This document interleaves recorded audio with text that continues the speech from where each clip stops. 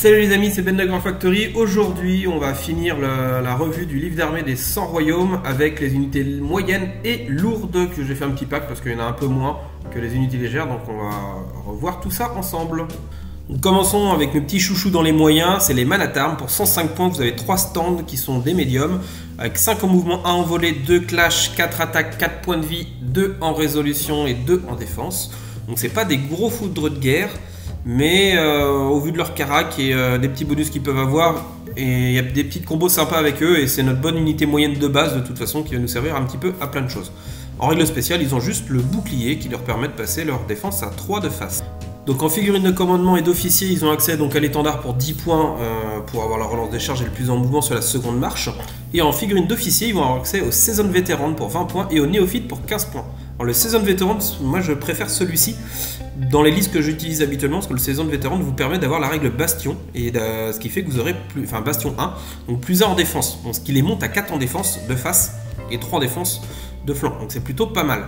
Le Néophyte, quant à lui, va servir plutôt dans un autre optique, parce que lui va vous donner la règle Dévot, qui va faire que quand un prêtre va lancer un sort sur l'unité qui est Dévot, il va transformer un échec en réussite. Donc c'est clairement pour optimiser si vous avez une liste d'armées plutôt axée avec un prêtre pour booster votre unité, il faudrait peut-être plus s'orienter effectivement sur le Néophyte.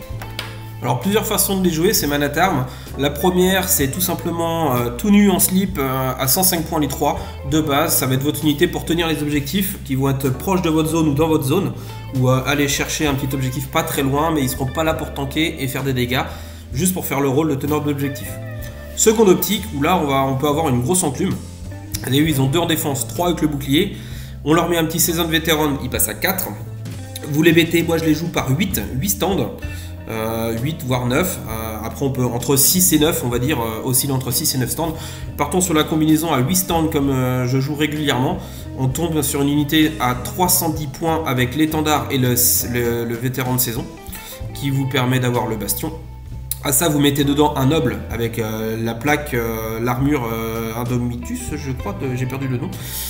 Ça va être l'armure qui fait que vous allez enlever le cleave à vos adversaires, comme je vous en avais déjà parlé quand j'ai fait les personnages.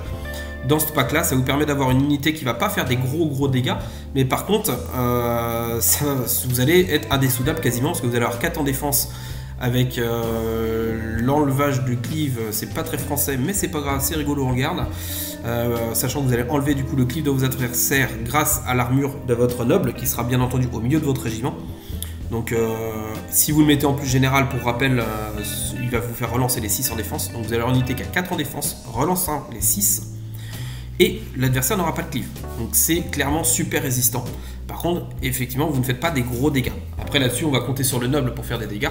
Mais par contre, vous allez tanker comme des porcs. Donc là, clairement, vous êtes sur un objectif, vous le prenez. Et tant que vous n'êtes pas pris de flanc, parce que c'est contournable, hein, bien entendu, tant que l'adversaire n'arrive pas à vous flanquer, votre unité, elle est clairement, vous la perdrez. Concernant la règle d'armée, clairement, si vous jouez en vétéran, vous leur mettrez le plus en clash. Et là, on va commencer à causer. Alors, ils n'ont pas de cleave, mais par contre, ils vont quand même envoyer pas mal d'attaques si vous voulez jouer en gros paquet. Et avec le clash 3 de base grâce aux vétérans, ça va commencer à causer quand même, et vous allez vite saturer l'adversaire. Moi, je les préfère en version Rendless Drill pour augmenter mon volume d'attaque. Mais ça, c'est parce que je joue souvent des listes avec plein de piétons et beaucoup de lanciers. Donc c'est pour optimiser encore cette règle-là. Et j'ai pas des gros clics dans mon armée, mais par contre, j'ai des volumes d'attaque vraiment énormes. Alors, seconde unité médium avec les Household Guard, qui sont pas du tout de la même trempe. Donc 135 points, vous avez 3 stands d'infanterie médium, qui ont 5 en mouvement, 1 en volée, 2 en clash, 4 attaques, 4 en point de vie, 3 en résolve et 3 en défense. Une bien meilleure défense native et une meilleure résolution native que leurs précédents Manatarm. Et en règle spéciale, ils ont cleave 1 et support 2. Donc en figurine de commandement et d'officier, ils ont accès comme d'habitude à l'étendard pour 15 points. Et en officier, ils vont avoir le l'Arm Master pour 30 points. 30 points, ça commence à faire pas mal pour une figurine d'officier. Maintenant, il y a une raison. De base, cet officier va vous permettre de relancer nativement les 6 pour toucher sur vos actions de clash. En outre, si jamais vous avez un noble lord à pied qui est dans l'unité, à la place de relancer les 6, vous allez avoir plus 1 sur votre caractéristique de clash à la place. Il y a eu un bug, c'est le disque qui a été rayé. Donc ça veut dire que ça va les monter à 3 en clash de base. Donc pour la compo, moi perso, je les joue par 6 stands, avec soit un noble, soit pas le noble dedans, peu importe. Mais si on part sur l'optique où on va vraiment dans l'optique d'avoir une grosse unité qui va taper, je les joue en Relentless Drill pour avoir le support +1. Ce qui va faire que mon premier rang va envoyer ses 13 patates et les 3 rangs derrière, les 3 stands derrière qui sont libres vont envoyer 13 attaques chacune, donc 9 attaques supplémentaires. Donc on va envoyer en total 22 attaques en Relentless Drill. Si on les joue version vétéran, on va envoyer du coup 3 attaques de moins. Par contre, on va être clash 3 de base, parce qu'on va payer bien entendu le +1 en clash. Si on met le noble dedans, on va passer en 4 en clash de base. Donc il y a vraiment débat sur les deux, mais dans les deux listes, ils vont être très bien. Les 3 attaques, c'est pas énorme. Clairement, le +1 en clash est peut-être plus performant. Maintenant, c'est un tout. Hein. Quand on joue vétéran, Relentless Drill ou Dynasty, il faut voir l'armée dans sa globalité. Donc moi, je joue pas Relentless Drill pour les 3 petites attaques que ça leur rapporte, mais par rapport à ce que je joue dans la globalité de ma liste. En tout état de cause, de toute façon, que vous les jouiez en vétéran ou en Relentless Drill, ou en Dynasty sans aucun bonus pour eux, pour le coup, c'est une bonne unité parce que leur clash 2, clash 3, si vous mettez le noble, est très correct. Leur cleave 1 fait qu'ils commencent à être menaçants et leur soutien 2 fait qu'ils sont vraiment menaçants parce qu'ils vont vraiment envoyer un saut de dés. Donc bonne unité, ils ont une bonne défense native, un bon moral. Donc pour le coup, moi je les joue du coup la combinaison que je joue à 6 stands avec l'arme master et l'étendard, ça coûte 300 points. Donc c'est un coup, mais sur une armée à 1500-2000 points, on reste encore très raisonnable sur cette unité-là qui va vraiment avoir un impact. Continuons chez les médiums, passons sur de la cavalerie avec les Household Knight. Donc c'est les mêmes en fait que ceux qu'on a vu juste avant en gros, mais version chevalier. Donc là c'est de la cavalerie de classe médium. Ils ont 7 en mouvement, 1 en volée, 2 en clash, 5 attaques, 4 points de vie, 3 en résolve et 3 en défense. Tout ceci pour 140 points les 3 stands. Donc il commence à avoir des caractéristiques, des caractéristiques de chevalier qui vont vous rentrer dans la tronche. En règle spéciale, ils vont avoir le brutal impact 1, impact 3 et le bouclier. Ce qui veut dire qu'ils vont vous faire 3 touches d'impact quand ils vont vous faire une charge avec -1 à votre sauvegarde par stand. Le bouclier leur permet donc de passer à 4 en défense, donc vraiment une très bonne défense sur les attaques de phase. En figurine de commandant et d'officier, ils vont avoir l'éternel étendard qui est gratuit pour eux. Et le tournet champion pour 25 points. Ce petit officier va vous permettre d'avoir +2 sur vos distances de charge. Donc clairement, si vous en faites une unité d'impact, c'est un incontournable parce que le +2 il est juste énorme. Donc la combinaison de cette unité-là par 3 avec l'étendard il est gratuit, sans forcément prendre le tournement de champion, ça fait une unité qui ne va coûter que 140 points, qui va être assez mobile avec leurs 7 en mouvement, assez manœuvrable parce qu'ils ne seront que 3. Vous les mettez 2 de front, 1 derrière pour être encore plus manœuvrable pour pouvoir passer à travers les décors entre les unités, enfin entre les décors, pas à travers bien entendu, et entre les unités, et aller choper une petite unité adverse. Maintenant, si vous voulez une unité vraiment plus velue en termes d'impact, vous les jouez par 5 voire 6 avec un noble monté à l'intérieur qui sera votre général. Si c'est votre général, il va donner +1 en impact, c'est sa suprématie, +1 en impact à tous les Household Knight qu'il y a sur la table. Donc ça veut dire qu'ils vont passer impact 4. Vous lui mettez un petit équipement qui va permettre de donner à l'unité qui le rejoint la règle charge glorieuse, qui va faire que vous êtes terrifiant 1 et que vous allez avoir des touches d'impact qui seront inspirées. Donc ça commence à causer. Vous les jouez en vétéran parce que c'est là où le bas blesse. Ils ont que 2 en clash. Donc clairement, quand je les joue plus dans des listes où je vais les jouer en vétéran. Pour les avoir joués dans des listes sans le vétéran, le clash 2 sur l'impact, c'est qu'une chance sur 3 de toucher. Donc on va pas faire des miracles non plus, il faut vraiment un petit peu avoir de la chance pour envoyer ce qu'il faut en sauce pour dégommer votre adversaire. Ils n'ont que brutal impact 1, donc ils vont pas réduire énormément la sauvegarde. Donc si vous tombez contre des grosses boîtes de conserve, ça va être compliqué. Donc c'est pour ça, en vétéran, on va passer du coup à clash 3 de base, avec l'inspiration grâce à la charge glorieuse. On va mettre des touches d'impact à clash 4. Là, ça commence vraiment à causer et à faire des trous dans les rangs adverses. Passons maintenant aux unités lourdes de l'armée, avec les Guild Legion, qui sont du coup de l'infanterie lourde, qui ont 5 en mouvement, 1 en volée, 3 en clash, 4 attaques, 4 points de vie, 4 en résolve, 3 en défense pour 145 points. Donc ça, c'est un double kit avec les Household Guard à pied. Et ça, c'est leur version lourde. Alors vous voyez qu'ils ont un meilleur clash de base et ils ont une meilleure résistance de base. Donc clairement, ils sont meilleurs. Mais c'est normal, c'est du lourd. En règle spéciale, ils ont le cleave 1, l'iron discipline et le support 2. Le Cleave 1, vous le connaissez, le Support 2, vous le connaissez, l'Iron Discipline, c'est une règle qu'on voit pas forcément souvent. Ça fait qu'en fait, votre unité ne va jamais avoir de malus si elle se fait attraper par le côté ou par l'arrière par vos adversaires. C'est-à-dire qu'elle pourra toujours utiliser sa règle de bouclier et toujours utiliser sa règle de support. Eux n'ont pas de bouclier, donc on s'en fiche. Par contre, ils auront toujours le Support 2, même s'ils sont pris de flanc. Donc clairement, quel que soit, et ils ne relancent pas également les tests de morale, ça c'est très important. Le fait d'être pris de flanc ou par l'arrière, vous ne relancerez pas les tests de morale réussis. Ce qui fait que voilà, vous n'avez pas le malus de relancer les tests de morale, et en plus vous ne perdez pas du tout en létalité, parce que vos stands libres auront toujours le support 2, et ça c'est fort. Alors en figurine de commandement et d'officier, ils vont avoir l'étendard en commandement à 15 points. En officier, ils vont avoir le Drill Master pour 20 points et le Season Vétéran pour 20 points. Le Season Vétéran, on en a parlé précédemment avec les Manatar, mais il vous donne le Bastion 1. Donc ils ont quand même 3 en défense. Si vous voulez un pack plus solide, vous leur mettez le Season Vétéran qui va leur donner l'événement de tirage Bastion. Je n'avais pas précisé pour les Manatar, mais c'est pas voilà, le Bastion, vous l'avez via l'événement de tirage, qui fait que quand vous allez activer cette unité, vous aurez le Bastion 1 qui va s'activer. Donc pour les passer à 4 de base, ça c'est plutôt appréciable. Maintenant, si vous voulez une unité un peu plus punchy, si vous trouvez qu'elle tape pas déjà assez fort, et ben vous lui mettez le Drill Master qui lui va leur donner l'événement de tirage double time qui vous permet que si vous faites 2 actions de marche, vous avez le droit d'en faire une 3e gratuite. Donc ça augmente considérablement la mobilité de l'unité, clairement de 30%, donc ce qui n'est pas à négliger. Et accessoirement qui vous donne quand même aussi un petit +1 en attaque sur la caractéristique de votre unité. Donc si on résume pour la guilde de Légion, vous pouvez en faire une unité un peu plus tanky. Moi je les jouerais par 6 stands, hein, clairement, parce que, enfin 5-6 stands, 6 stands s'il n'y a pas de personnage et 5 s'il y a un personnage éventuellement, pour lui laisser une petite place et pour rester sur une unité de 6. Mais vous allez quand même avoir une unité qui a quand même du punch, qui va bien résister. Soit vous la voulez vraiment très mobile, et dans ce cas vous lui mettez le double time, avec la fiche de commandement pour le double time, qui est le Drill Master. Si vous voulez jouer avec un Impérial Officier qui est votre général, rappelez-vous que vous aurez le Vanguard, donc vous allez avoir une unité d'impact qui va, quand elle va arriver, elle va faire 4 mouvements de 5, et dont un de 6, grâce à l'étendard. Donc c'est pas négligeable du tout, vous avez une grosse mobilité, et vous allez envoyer quand même beaucoup d'attaques. À Clash 3, si vous voulez jouer en vétéran, ils sont à Clash 4 de base, donc quand ils vont s'inspirer, ils vont relancer nativement les 6 grâce à l'inspiration. Ça commence à cogner quand même, c'est du lourd. La discipline de fer fait qu'ils vont être bien tanky. On est vraiment pas mal. On commence à taper dans de la bonne unité de combat. Parlons peu mais parlons bien.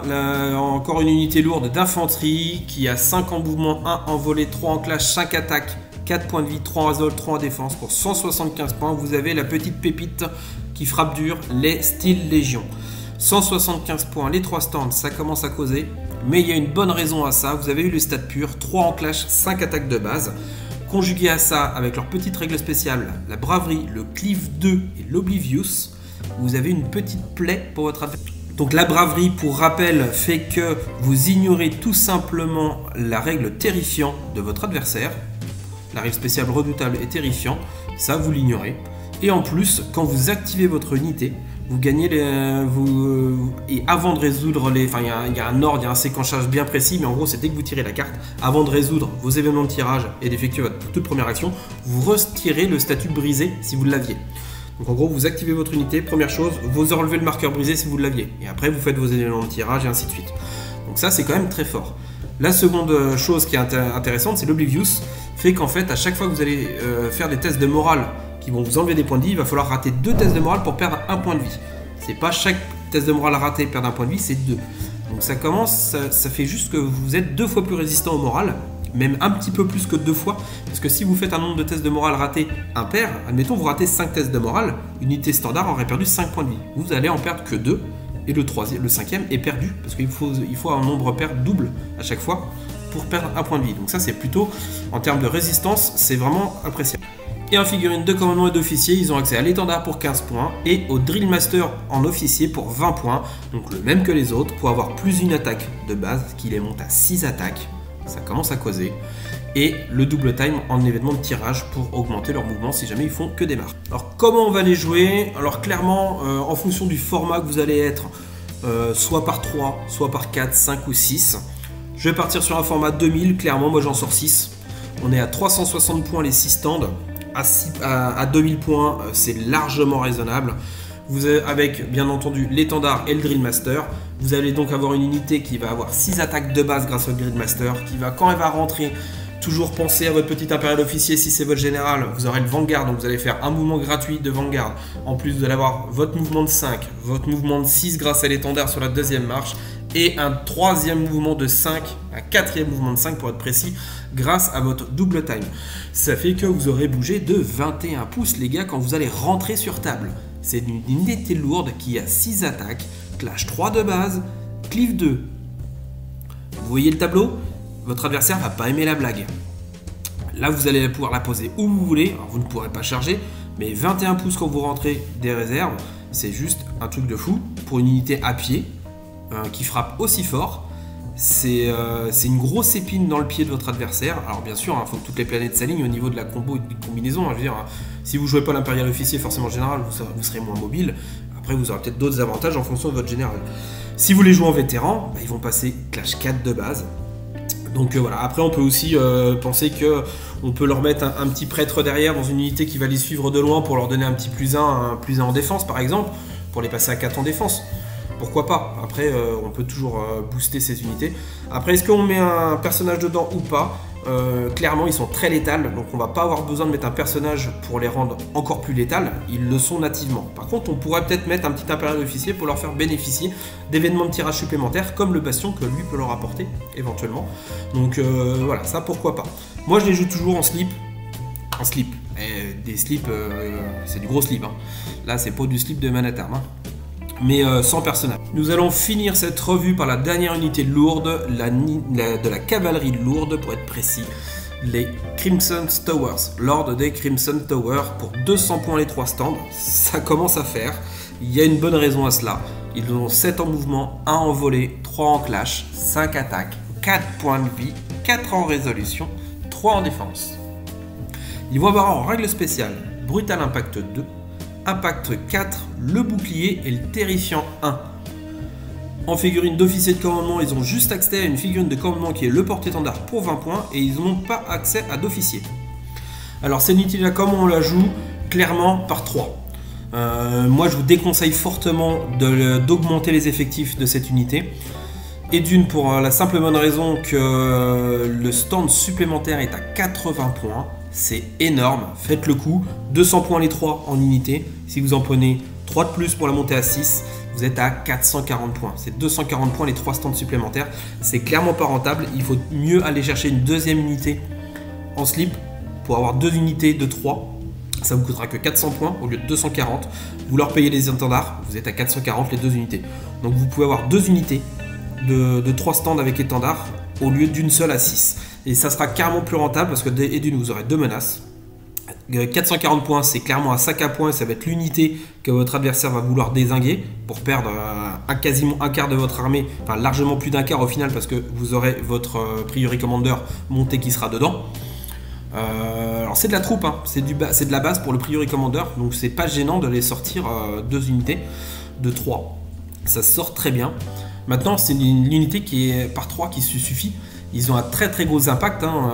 Vous avez vu la létalité sur une charge, hein, donc c'est de la cavalerie, hein, donc le gros de leur impact c'est sur la charge, hein, c'est quand même 5 attaques par stand, hein, donc ça fait quand même 15 attaques, 16 attaques d'unités qui vont toucher à 3 ou moins et qui vont faire moins de la sauvegarde de l'adversaire, avec le moins 1 en moral qui va derrière.